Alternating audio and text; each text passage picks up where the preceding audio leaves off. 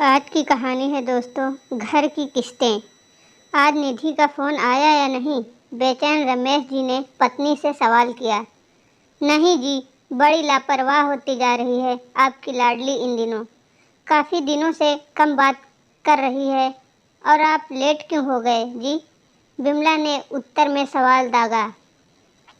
उसके लिए कार देख रहा था। शुक्ला जी का बेटा हर तरह से योग्य है। इस बार निधि घर आएगी तो रोका कर देंगे। पूरा घर दुल्हन की तरह सजवाऊंगा। बिमला, अपने घर में पहला शुभ काम होगा हमारी बेटी की शादी। बरसों चर्चा होगी हमारे इंतजाम की। सपने बुनते हुए भी अभी लेटे ही थे कि रात के करीब 10:30 बजे फ़ोन की घंटी घनघनाई। मोबाइल पर अपनी लाडली बिटिया का नाम डिस्प्ले होते ही उन्होंने सिराहने रखा फ़ोन लपक कर उठाया। हेलो पापा। हाँ लाडो, रमेश जी ने अतिरिक्त दुलार से अपनी बेटी निधि से कहा। तेरे लिए कुछ सरप्राइज है। आज उनकी आवाज़ में बड़ी चहक बता रही थी। पापा, मुझे भी कुछ बताना था आपको। निधि की गंभीरता भरी आवाज़ ने उनको अपनी बात बताने से सहसा रोक दिया। हाँ बोल, पहले तू ही कह ले मेरी माँ, क्या बात है? पर दिल ही दिल में उन्होंने डरते हुए कहा, आप मेरी शादी के लिए परेशान मत होना। मैंने अपने क्लासमेट विवेक से कोर्ट मैरिज कर ली है करीब 3 महीने पहले। क्या? सदमे की हालत में मोबाइल उनके हाथ से छूट गया और उनकी चहक पर घड़ों बर्फ पड़ गई। शब्द साथ ही ना दे रहे थे। वो निढाल से बेड पर लुढ़क गए। अचानक उनके इस तरह गिरने से उनकी पत्नी भी घबराहट से भर गई। क्या हुआ जी? बिमला ने पूछा। उन्होंने बेड पर रखी निधि की तस्वीर को हाथ मारकर गिरा दिया। अजी, ये क्या कर रहे हो? उन्होंने रोक कर कहा। अब जिंदगी भर का रोना हो गया है बिमला। निधि 3 महीने पहले ही शादी कर चुकी है। अब इस घर में मुझे उसकी तस्वीर तो क्या, कोई चीज़ भी नहीं चाहिए। निधि के जन्म से लेकर आज के दिन तक के सारे सपने चूर हो गए। कहकर पत्थर दिल समझे जाने वाले रमेश रो पड़े। धीरे धीरे वो घर निधि की निशानियों से सूना होने लगा। मयंक की कलाई और माथा, राखी और दूज का सूना होता। सूनी आंखों में पानी आ जाता। समाज में यह बात आग की तरह फैलने लगी और उनकी बरसों से बनाई प्रतिष्ठा बिना कोई गलती के मिट्टी में मिल गई। बड़े अरमानों से बनवाया गया उनका घर, जो कभी निधि को इंजीनियरिंग पढ़ाने वाले गर्वित पिता की पहचान होता था, आज निधि एक फैसले से उन्हें नीचा दिखाने की पहचान बन गई। रमेश और बिमला ने फ़ोन नंबर बदल दिए। सब कहीं आना जाना छोड़ दिया। समाज और आस पड़ोस के लोगों की विषैली नज़रों से उन्हें कहीं थोड़ा सा सुकून अगर मिलता तो बस उनका घर ही था। अपने ही घर में रोज अपराधी की तरह घुसना, वो भी बिना किसी अपराध भुक्तभोगी ही जान सकता। निधि की पढ़ाई और शादी के लिए जोड़ते जोड़ते अपने सारे अरमान मार दिए। बेटा मयंक भी निधि के जितना लाडला न था। अगर घर कर्ज लेकर न बनवाया होता तो शायद बेचकर कहीं चले जाते, पर निरुपाय थे, क्योंकि कर्ज लेकर बनवाए गए मकान बिना कर चुकाए बिकते ही नहीं।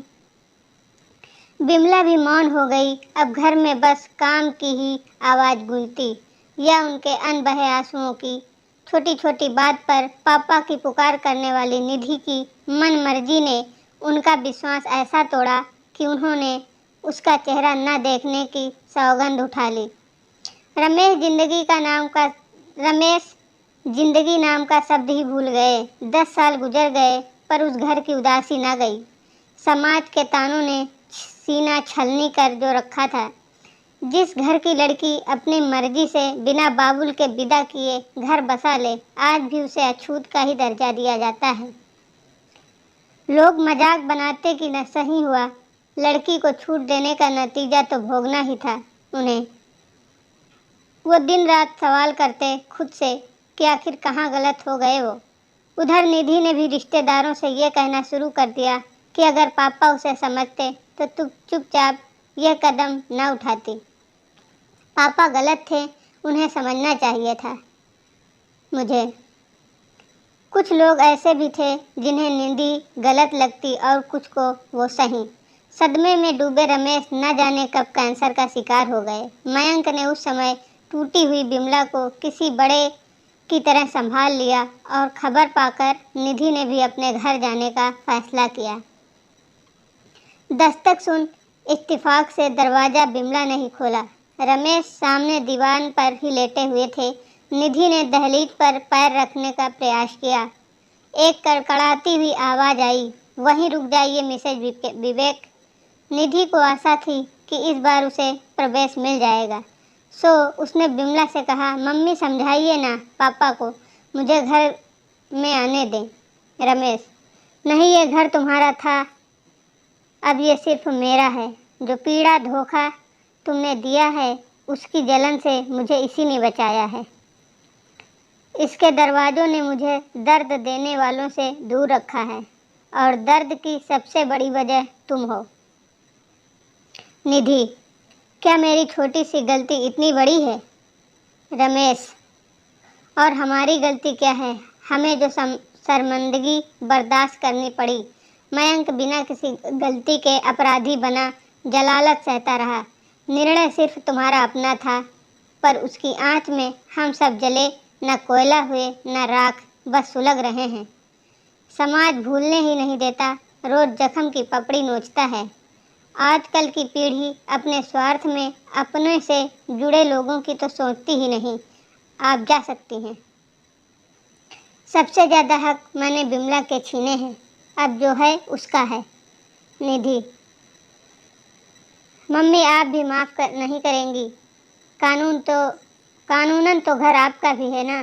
बिमला, हाँ है, और मैंने तुम्हारी गलती माफ़ कर दी। शायद मैं तुम्हें माफ़ कर देती, पर अपने पति और बेटे की तुम्हारी वजह से हुई बेइज्जती कैसे भूल जाऊं? हम वो किस्तें आज तक चुका रहे हैं लगातार। आप जा सकती हैं, कहकर बिमला ने घर की बेइज्जती की आखिरी किस्त दरवाज़ा बंद कर अदा कर ली।